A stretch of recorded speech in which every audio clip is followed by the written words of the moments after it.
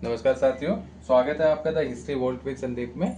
साथियों, हमने राजस्थान हिस्ट्री के टॉपिक्स को करना शुरू कर दिया था और हम लोग अजमेर का जो चौहान वंश है उसके बारे में पढ़ रहे थे। तो उस पे दो वीडियोस बन चुके हैं ऑलरेडी।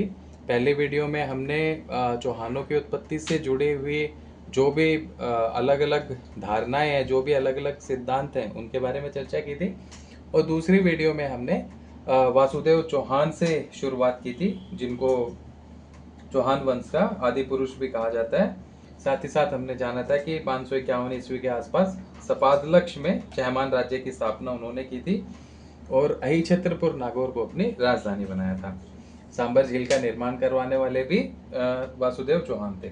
इसके बाद हमने एक चीज जानी थी कि भाई जो चौहान शासक थे, ये गुर्जर प्रतिहारों के सामंत हुआ करते थे। तो गुर्जर प्रतिहारों की अधीनता से मुक्ति दिलवाने का काम किया था गोवक प्रथम ने। तो हमने गोवक प्रथम के बारे में जाना कि भाई मुक्ति से पहले वो नागवट जो कि गुर्जर प्रतिहार शासक था, उसके सामंत थे और बाद में उन्होंने एक स्वतंत्र शासन स्थापित कर लिया। इस तरीके से गुर्जरों की अधीनता से चहमान वंश मुक्त हो गया था। बाद में हमने पढ़ा था वाक्यपति राज के बारे में कि वो पहले चौहान शासक थे जिन्होंने महाराजा की उपाधि धारण की थी। और फिर हमने जाना था सिंहराज के बारे में, जिन्होंने महाराजा धीराज की उपाधि धारण की थी। तो इस तरीके से अभी हम चर्चा करने वाले हैं आज के इस वीडियो में विग्रहराज सेकंड के बारे में। उसके बाद हम पृथ्वीराज प्रथम के बारे में थोड़ा सा जानेंगे और अजय राज के बारे में पढ़ेंगे। तो साथियों, विग्रहराज सेकंड की अगर हम बात करें तो ये जो शासक थे, ये सिंहराज के पुत्र थे। विग्रहराज सेकंड जो है ये सिंहराज, जो कि प्रारंभिक चौहान वंश के सबसे प्रतापी शासक हुआ करते थे, उनके ये पुत्र थे।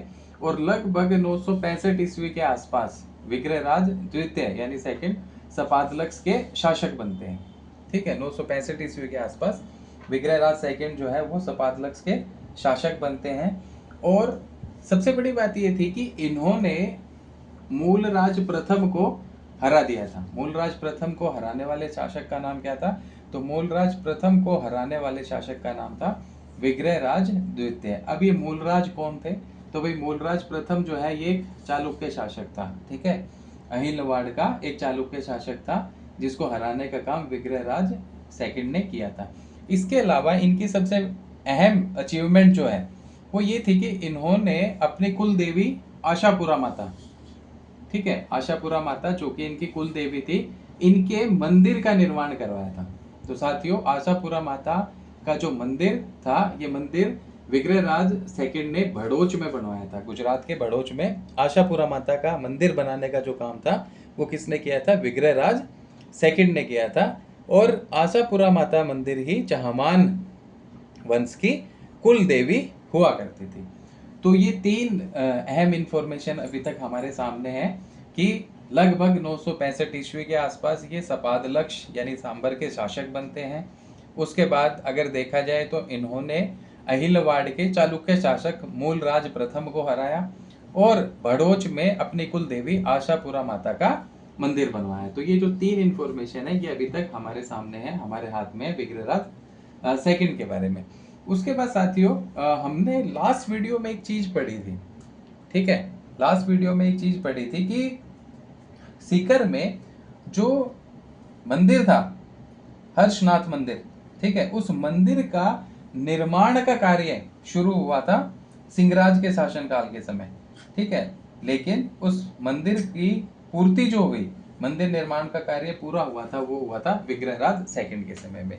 तो इस चीज को भी यहाँ हम जोड़ के देख सकते हैं। अब सबसे बड़ी बात यह है कि विग्रहराज सेकंड के बारे में जानकारी कहाँ से मिलती है, इनके शासन से संबंधित जानकारी मिलने का स्रोत क्या है, किस सोर्स से मिलती है, कौन से अभिलेख से मिलती है? तो विग्रहराज सेकंड के बारे में जानकारी मिलती है हर्षनाथ अभिलेख से। ठीक है, और ये अभिलेख है 973 ईस्वी का। 973 ईस्वी के हर्षनाथ अभिलेख से हमें विग्रहराज सेकंड के शासन की संपूर्ण जानकारी मिलती है। ठीक है, तो 1973 ईस्वी के हर्षनाथ अभिलेख से हमें संपूर्ण शासन की विस्तृत जानकारी मिलती है। किसके संपूर्ण शासन की विस्तृत जानकारी मिलती है? तो वो मिलती है हमें किस शासक की? तो विग्रहराज सेकंड की। तो कुल मिला के ये कुछ अहम इंफॉर्मेशन है हमारे पास में विग्रहराज सेकंड से संबंधित की 965 ईस्वी में ये सपादलक्ष के शासक बनते हैं और चालुक्य शासक मूलराज प्रथम को हराया था। ये अहिलवाड़ गुजरात का शासक था। आशापुरा माता का मंदिर बनवाया था जो कि इनकी कुल देवी थी, वो मंदिर भड़ोच में बनवाया। और 973 ईस्वी के हर्षनाथ अभिलेख से इनके संपूर्ण शासन की जानकारी मिलती है। ठीक है साथियों, तो ये है विग्रहराज सेकंड के बारे में कुछ अहम इंफॉर्मेशन। अब हम देखने वाले हैं पृथ्वीराज फर्स्ट के बारे में। इसके बाद जो अहम शासक हुए वो पृथ्वीराज फर्स्ट हुए। तो हम इनके बारे में जानने वाले हैं कि भाई इन्होंने या इनके शासनकाल में कौन कौन सी अहम अचीवमेंट होती हैं। तो पृथ्वीराज प्रथम के बारे में ये कहा जाता है साथियों कि लगभग 1105 ईस्वी में 1105 ईस्वी के आसपास इन्होंने क्या किया था? तो 1105 ईस्वी के आसपास इन्होंने लगभग 700 चालुक्यों को मौत के घाट उतार दिया था। अब ऐसा क्यों हुआ अचानक से ऐसे कि एक शासक जो है लगभग 700 चालुक्यों को मौत के घाट उतार देता है? तो इसके पीछे कारण क्या रहा होगा?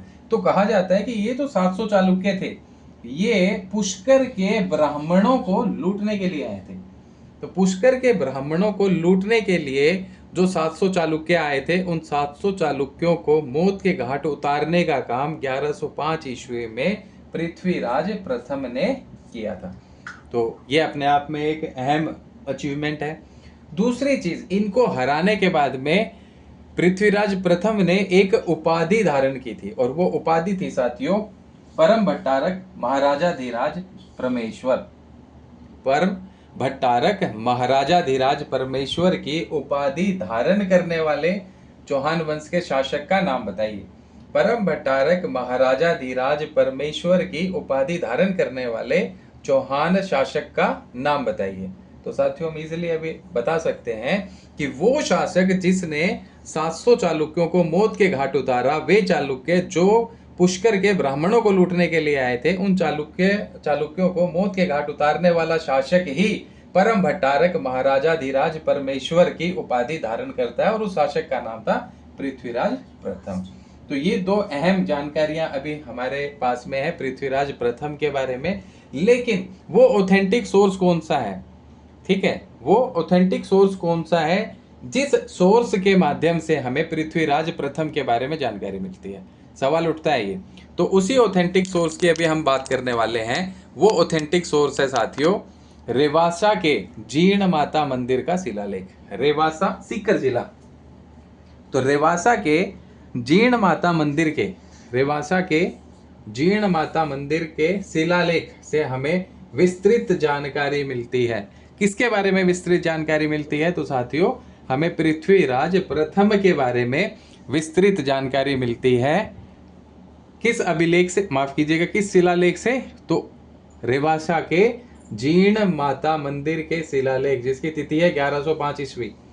तो 1105 ईस्वी के रेवासा के जीर्ण माता मंदिर के शिलालेख से हमें विस्तृत जानकारी मिलती है पृथ्वीराज प्रथम के बारे में।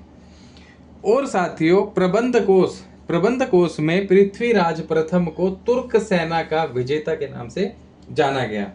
तुर्क सेना का विजेता किसे कहा गया? तो कहा गया पृथ्वीराज प्रथम को।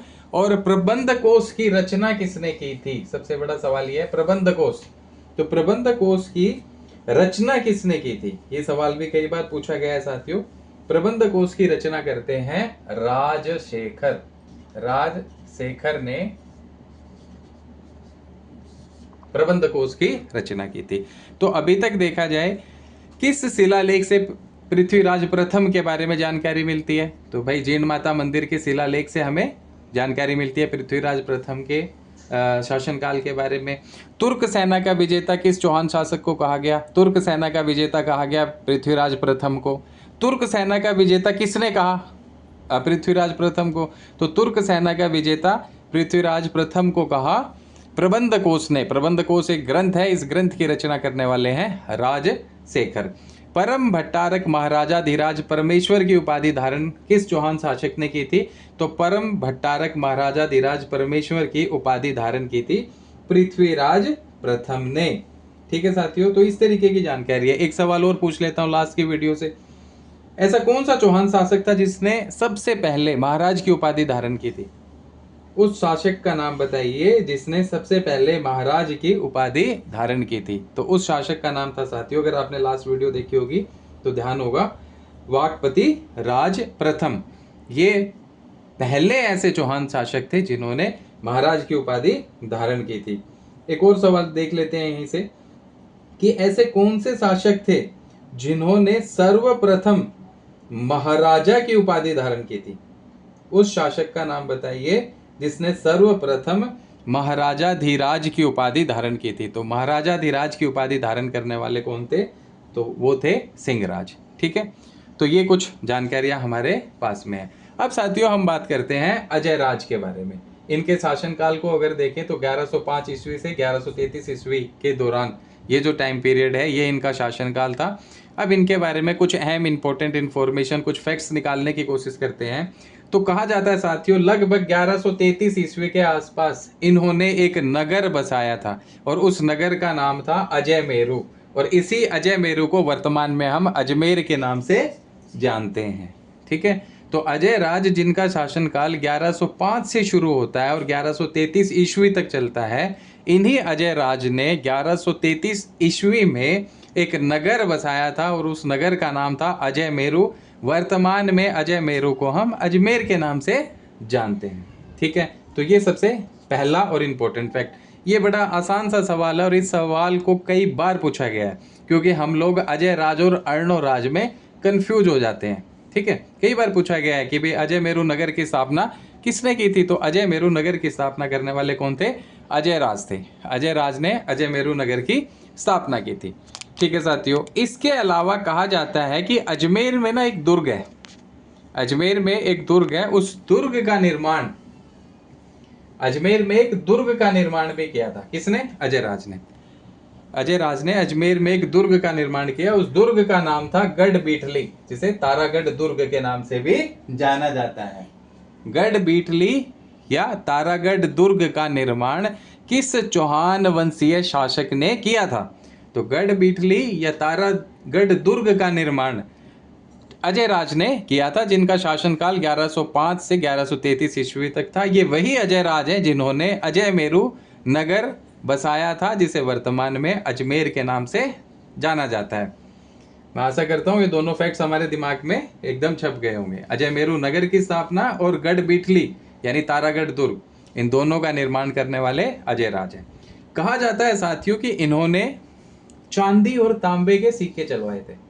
ठीक है, चांदी और अपने शासनकाल के दौरान अजय राज ने चांदी और तांबे के सिक्के चलवाए थे और ये चांदी और तांबे के सिक्के अजय प्रिय धर्म के नाम से जाने जाते हैं। यानी चांदी व तांबे के सिक्के जो अजय राज ने चलाए थे उनको अजय प्रिय धर्म के नाम से जाना जाता है। और कहते ये हैं कि इनके सिक्कों के ऊपर सोमल देवी का नाम था। अजय राज ने जो चांदी और तांबे के सिक्के चलवाए जिन्हें अजय प्रिय धर्म के नाम से जाना जाता है, इन सिक्कों के ऊपर सोमल देवी का नाम भी अंकित था। और ये सोमल देवी कौन है? तो ये सोमल देवी पत्नी है अजय राज की। ठीक है, तो सिक्कों के ऊपर ऐसे कौन से चौहान शासक थे जिन्होंने सिक्कों के ऊपर अपनी रानी या अपनी पत्नी का नाम अंकित करवाया? तो वो क्रेडिट वो श्रेय जाता है अजय राज जी को। और वो कौन सी रानी है? तो उन रानी का नाम है सोमल देवी, जो कि अजय राज जी की पत्नी। ठीक है साथियों, तो कुल मिला के अजय राज के बारे में हमारे पास में 4 इंपॉर्टेंट फैक्ट आ गए। अजय मेरू नगर की स्थापना, तारागढ़ या गढ़ बीठली दुर्ग का निर्माण, और अजय प्रिय धर्म सिक्के चलाना, और उन सिक्कों के ऊपर अपनी पत्नी सोमल देवी का नाम लिखवाना। तो साथियों इस बेस पे, इस आधार पे ये जो 4-5 फैक्ट्स हमारे सामने आए हैं, इस फैक्ट्स को अगर देखें तो काफ़ी हद तक चौहान वंश में इन्होंने निर्माण का कार्य किया था। ठीक है, तो कहा जाता है कि डॉक्टर गोपीनाथ शर्मा क्या कहते हैं? गोपीनाथ शर्मा कहते हैं कि जो अजय राज का शासन काल था वो चहमान साम्राज्य का निर्माण काल था। यानी डॉक्टर गोपीनाथ शर्मा जी का ये कहना है कि अजय राज के काल में चहमान साम्राज्य या चौहान साम्राज्य में निर्माण का काम बहुत ज़्यादा हुआ था, इसलिए डॉक्टर गोपीनाथ शर्मा अजय राज के शासनकाल को चहमान साम्राज्य का निर्माण काल भी मानते हैं। तो ये भी अपने आप में एक अहम अचीवमेंट रही है अजय राज की।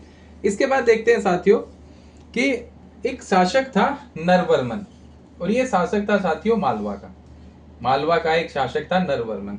इस नरवर्मन को हराने का काम किसने किया था? तो अजय राज ने किया था। ठीक है, नरवर्मन एक परमार शासक था। ठीक है, मालवा का परमार शासक था। इस परमार शासक को हराया किसने?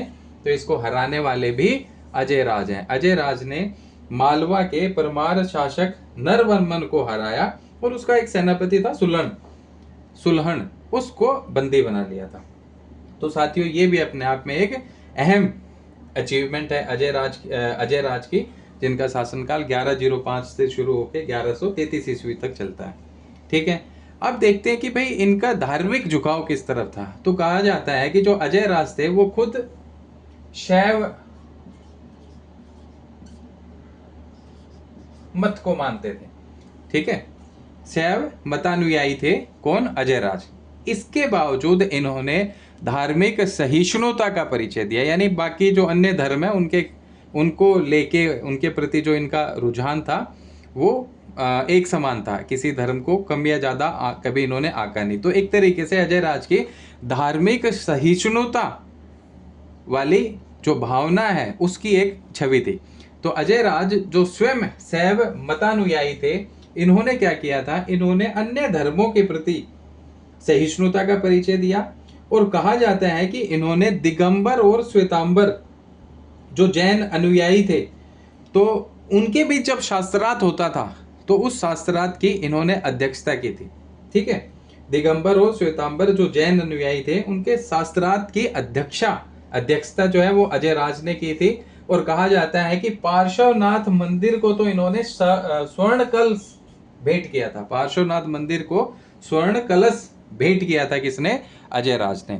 तो साथियों ये जानकारियां हमारे पास जो हैं वो अजय राज को लेके हैं कि 1133 ईस्वी में अजमेर नगर बसाया, गढ़ बीठली या तारागढ़ दुर्ग का निर्माण करवाया, चांदी और तांबे के सिक्के चलवाए जो अजय प्रिय द्रम के नाम से जाने जाते हैं, सिक्कों पर अपनी पत्नी सोमल देवी का नाम भी अंकित करवाया, और डॉक्टर गोपीनाथ शर्मा जी अजय राज के शासन काल को चहमान साम्राज्य का निर्माण काल कहते हैं। और अजय राज ने मालवा के परमार शासक नरवर्मन को हराया, उसके सेनापति सुलन को बंदी बना लिया, और ये स्वयं शैव मतानुयायी थे, और इसके बावजूद इन्होंने पार्श्वनाथ मंदिर को स्वर्ण कलश भेंट किया था, और दिगंबर और श्वेतांबर जो अनुयायी थे उनके शास्त्रार्थ की इन्होंने अध्यक्षता भी की थी। तो साथियों ये अजय राज के बारे में जानकारी है। पृथ्वीराज की बात करें, 1105 ईस्वी में 700 चालुक्यों को मौत के घाट उतारा क्योंकि वो पुष्कर के ब्राह्मणों को लूटने आए थे। उसके बाद इन्होंने परम भट्टारक महाराजा धीराज परमेश्वर की उपाधि धारण की। और पृथ्वीराज प्रथम के बारे में जानकारी मिलती है 1105 ईस्वी के रेवासा जो कि सीकर जिले में है कि जीर्ण माता मंदिर के शिलालेख से। और प्रबंध कोश के रचनाकार राजशेखर ने इनको तुर्क सेना का विजेता भी कहा है। इसके अलावा विग्रह राज सेकंड की बात करें तो 965 ईस्वी में शासक बने। सपातलक्ष के चालुक्य नरेश मूलराज प्रथम को हराया, और भड़ोच में अपनी कुल देवी आशापुरा माता का मंदिर बनवाया। और 973 के हर्षनाथ अभिलेख से हमें जानकारी मिलती है विग्रह राज सेकंड के संपूर्ण शासन व्यवस्था के बारे में। तो साथियों ये था अजमेर का चौहान वंश। आशा करता हूँ ये जानकारी आपको पसंद आई होगी। अगर आपको ये जानकारी पसंद आई तो कृपया करके आपसे रिक्वेस्ट है कि ये इन्फॉर्मेशन आप अपने दूसरे साथियों के साथ भी शेयर करें। हमारे channel the history volt with Sandeep को सब्सक्राइब करें, वीडियोस को लाइक करें, शेयर करें और कमेंट भी करें। जल्दी ही अजमेर के चौहान वंश की नेक्स्ट वीडियो अपलोड होने वाली है। तो आज के लिए इतना ही, धन्यवाद।